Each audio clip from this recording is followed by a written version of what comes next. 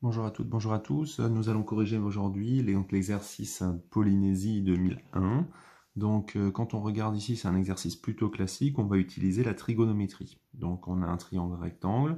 Alors, avant toute chose, dans la première question, c'est souvent une question un peu facile pour voir si vous maîtrisez les outils de base.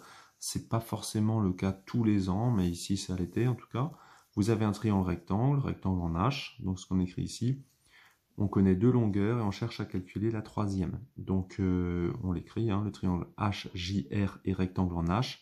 D'après le théorème de Pythagore, on a, comme il est rectangle en H, on se souvient ici qu'on met le H du même côté du égal, ou alors de l'autre côté tout seul, c'est donc le côté où il n'y a pas de H à l'intérieur.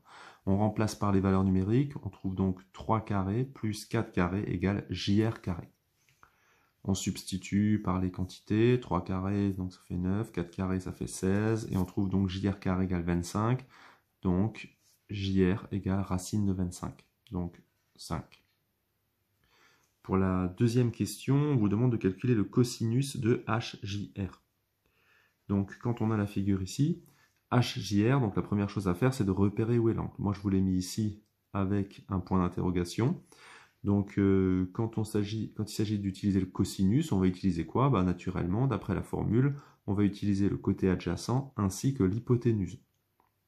Donc maintenant qu'on a cette figure-là, on peut utiliser l'hypoténuse qui est JR puisqu'on l'a calculée dans la question précédente, donc à savoir 5. Donc on écrit JR et l'hypo, on repère tout de suite le côté opposé, c'est facile, l'angle est ici, l'opposé il est en face, donc c'est HR, et enfin JH qui est ici, qui fait 4.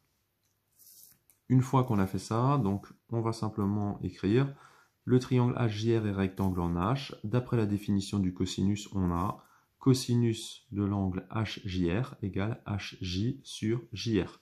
Donc c'est côté adjacent sur hypoténuse. Alors dans l'idéal, il faudra le rajouter ici pour qu'on ait vraiment la définition. On substitue par les quantités qu'on a. HJ, on le connaît, donc c'est 4.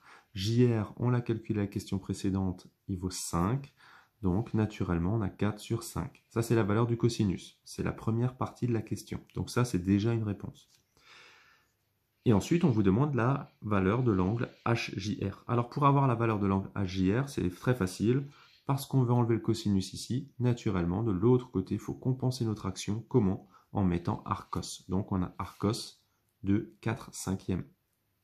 Donc ici, arcos de 0,8, donc 4 cinquièmes, ça fait à peu près 37 degrés. J'ai mis 37 degrés ici. Pourquoi? Tout simplement parce que dans l'énoncé, on vous demande une valeur arrondie au degré près.